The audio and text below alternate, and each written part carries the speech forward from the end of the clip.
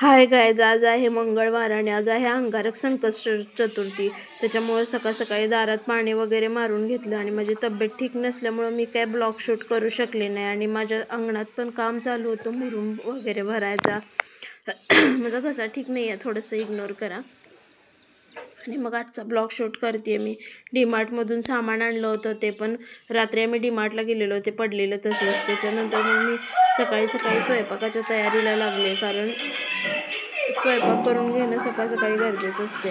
म्हणजे स्वयंपाक झाला तर सगळे घरातले पटकन जेवून घेतात म्हणून. मग मी आज स्वयंपाकाला टाकलं, स्वयंपाक करायला लागले. आणि तब्येत खरंच खूप ठीक नाही आहे. माझी पण ठीक नाही आहे, माझ्या बाळाची पण ठीक नाही आहे. आणि बाळाला खूप जास्त होतं, त्याच्यामुळे मी ब्लॉग कसलाही शूट करू शकले नाही, कारण प्रॉपर त्याच्याकडे लक्ष देणं गरजेचं होतं. आणि त्याला खूप म्हणजे खूप ताप होता. एक दिवशी तर 102 103 असा ताप होता आणि तिला ॲडमिटची वेळ आली होती. आम्ही डॉक्टरांना दाखवत होतो, डॉक्टरांच्या व्हिजिट चालू होत्या. त्याच्यात अंगणातलं काम अचानकच लागलं, रस्ता अचानकच झाला आणि त्याच्यामुळं आमच्या अंगणात असं खड्डा पडल्यासारखं झालं होतं, पाणी साठत होतं. त्याच्यासाठी ते गरजेचं होतं आणि ते सगळ्या गडबडीत मला हे सगळं हेक्टिक वाटू लागलं, म्हणून मी काही नाही करू शकले.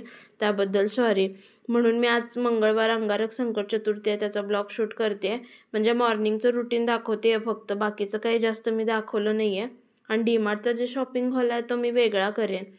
मग मी भाजीला बनवलं होतं कांद्याची भाजी पटकन चिरून, फ्रेश होती भाजी काल आणलेली, त्याच्यामुळं मग मी ते पटकन साफ करून धुवून मग चिरून वगैरे सगळं घेऊन पटकन कांद्याची भाजी करून घेतली.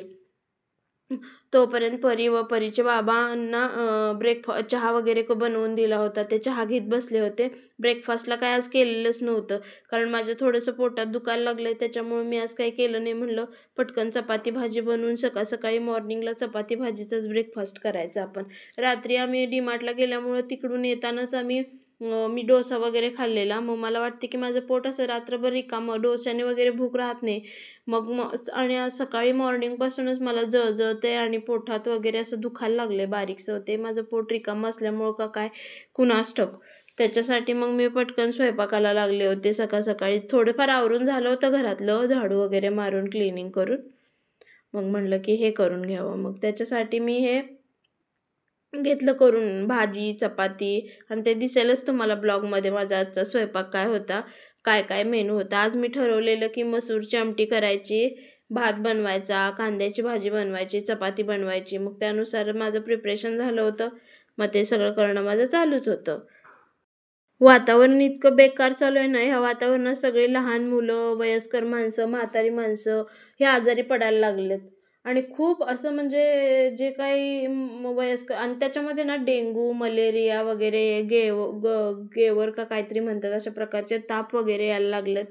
डॉक्टरांनी काळजी घ्यायला सांगितली. आणि हिरव्या पालेभाज्या वगैरे खाणं आपण गरजेचं आहे, पण त्या स्वच्छ धुवून, मिठाच्या पाण्याने वगैरे स्वच्छ धुवून त्याला हायजीन मेंटेन करूनच ते आता बनवल्या जाव्यात. कारण आता एकतर पावसाळा चालू आहे आणि खूप सारं वातावरण बिघडलं. आणि ह्या वातावरणात कितीतरी लोक असे आजारी पडले आहेत. आणि त्यांचा, लहान मुलांचा तर ताप वगैरे तर अजिबात उतरत नाही आहे. मोठ्या माणसांना घशात खवखवायचं वगैरे, घशांची इन्फेक्शन, कानाचं इन्फेक्शन हे मोठ्या प्रमाणात व्हायला लागले. त्यामुळे डॉक्टर पण बोलले की तुम्ही काळजी घ्यायला पाहिजे. मग त्यानंतर मग मी माझी भांडी वगैरे लावायची होती. असं खिळा साठलेला रात्री धुवून ठेवलेल्या भांड्यांचा, ते बघू वाटत नव्हतं. मग मी घेतलं भांड्या म्हणजे ह्याला लावून घेतले, ट्रॉलीजला भांडी लावून घ्यायची होती, रिकामं करायचं होतं काउंटर, किचन काउंटर. मग मी भांडी लावायला घेतली. भांडी लावते की नाही लावते तोपर्यंतच आवाज आला, परी पडली रडायला लागले. मग मी गेले परत आणि परीला घ्यायला. हे असं ज्यांच्या घरात लहान मुलं आहेत किंवा ज्यांना एकटीला सगळं घर आणि बाकीचं सगळं मॅनेज करावं लागतं, ते सगळंजण समजू शकतात की बाबा नक्की हे कसं म्हणजे हँडल करतात. हे खूप हेक्टिक आहे. आणि मी आत्ता सुरू केले, मला वाटते मी कंटिन्यू ब्लॉग थोडं आत्ता शूट करते ना, तर मला हे खूप त्रास वाटते. मी म्हणजे मानलं पाहिजे ह्या स्त्रियांना जे यूट्यूबचं काम करतात किंवा यूट्यूबवरती ब्लॉगिंग करतात, शूटिंग करतात, परत ते एडिट करणं आणि एडिट करून नंतर त्याला सगळं व्यवस्थित प्रॉपर असं मॅनेज करून ते लोकांपर्यंत अपडेट देत राहणं, पोहोचवणं. बापरे बाप, हे खूप म्हणजे एक प्रकारचा जॉब असतो ना यूट्यूबकडं. आपण आपला एक प्रकारचा जॉब असतो, जसं की आपण 9 ते 5 करतो, जसं शिफ्ट वाईज करतो, तशा प्रकारचंच काम आहे. ह्याच्याकडे एक जॉब म्हणूनच बघितलं गेलं पाहिजे, तरच ते शक्य आहे. मग कणिक मळायला घेतली, कारण भाजी झाली होती, कणिक मळायची राहिली होती, म्हणून कणिक मळायला घेतली. कणिक मळून पटकन चपाती करून घ्यायची होती, कारण मला दुखत होतं पोटात, मला पटकन जेवून घ्यायचं होतं. आणि तुम्हाला तर माहिती आहे आपण इंडियन कल्चर. मी ना काल तेल भरत होते, तेल रिफिल म्हणजे रिफाईनचं ऑइल असतं ना, ते आपल्या केणामध्ये भरत होते. त्यावेळेला ते हे राहिलं होतं माझ्याकडे, पाऊच, जो काय तेलाचा पाऊच, तो मी असं नितळायला ठेवला होता. आणि तो कणिक मळून झाल्यावरती त्याला लावायचं ते चालू होतं, कारण इंडियन बायका ह्या जुगाडू असतात असं म्हणतात, कारण इतकुसं वाया न जाऊ देणं हे त्यांच्या रक्तातच असते. तसंच मी संसारिक आहे, त्याच्यामुळं मी तेच केलं. ते तेल जे थोडंफार राहिलं होतं ते मी त्या कणकीला लावून घेतलं आणि ती कणिक रेस्ट करायला ठेवली. तुम्हाला हसू येईल कदाचित, पण ह्या छोट्या छोट्या टिक्स आहेत ना, त्या बायकांना जमतात. बघू शकता तुम्ही, मी तेल लावले आणि त्याला छान असं हे करून घ्यायला लागले मी. त्याची मॉलिश चालू आहे कणकीची. आणि ते इतकंसं पण वाया नाही जाऊ दिलं पाहिजे आपण, कारण आपण त्याला पैसे पे केलेले असतात. त्याला कणिक मळून ठेवली तोपर्यंत इकडं मसूरची भाजी झाली होती माझी, त्याला कोथिंबीर वगैरे चिरून कोथिंबीर टाकायचं चालू होतं. कणिक पण रेस्ट करायला लागलेली. खूप छान झालेली, थोडीच केलेली, कारण कांद्याची भाजी होती, प्लस आम्रखंड आणलेलं होतं बाहेरून, ते आम्रखंड होतं, त्याच्यामुळे मी भाज्या थोड्याच बनवल्या होत्या. तेवढ्यात आलं रतिबाचं दूध, कारण आप्पा रतिबाचं दूध घेऊन येतात.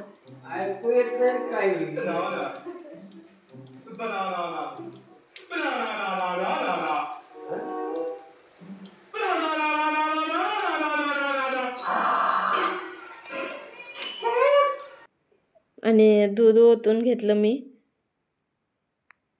दूध ओतून घेऊन दूध तापायला वगैरे ठेवलं. इकडं कुकरला भात लावला होता, सकाळी परीला वगैरे लागतो द्यायला.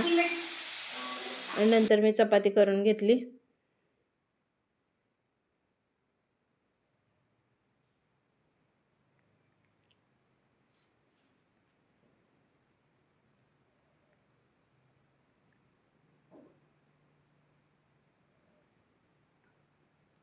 चपाती करायचं काम चालू असतानाच मध्येच लक्षात आलं की परी बाहेर पॅकिंग फोडते. म्हणजे मी काल जे डीमार्टमधून काजू वगैरे आणले होते, परत प्लस मी तिला बोर्नव्हिटा आणलं होतं, आणि ते पेडिश्युअर म्हणून काहीतरी नवीनच होतं. म्हणजे माझ्यासाठी तर ते नवीन होतं, कारण मी ह्याच्या आधी कधी वापरलं नाही परीसाठी, किंवा माझं फर्स्ट बेबी आहे त्याच्यामुळं मला नवीन गोष्टी बघायला भेटल्या, किंवा मी काय त्याच्या आधी कधी लहान मुलांच्या बाबतीत कधी सर्चिंग वगैरे केलेलं नव्हतं. त्याच्यामुळं मला ते वाटलं की बाबा ह्याच्यात हे म्हणजे टेस्ट, म्हणजे दुधाची टेस्ट वाढवण्यासाठी वेगवेगळ्या गोष्टी, म्हणजे एक पेडिश्युअर आणि ते बोर्नव्हिटा वगैरे असं ते घेतलं होतं मी. तर ते तिचं सांडायचं तोडायचं बाहेर चालू होतं, त्याच्यासाठी ते पळत गेले ते मध्येच काम सोडून. परत तिला चपाती वगैरे केली होती, तिच्या बाबांना तिला कांद्याची भाजी आणि चपाती, तिला भूक लागली होती, त्याच्यामुळे तिला मी डीमार्टमधून ती नवीन प्लेट आणली होती, त्याचं उद्घाटन करायला सांगितलं, आणि तिला कसं तरी वेळ लावून जेवायला घातलं, कारण ती जेवायला खूप दमवते. आणि तिचं चालू होतं हे जेवायचं वगैरे सगळं.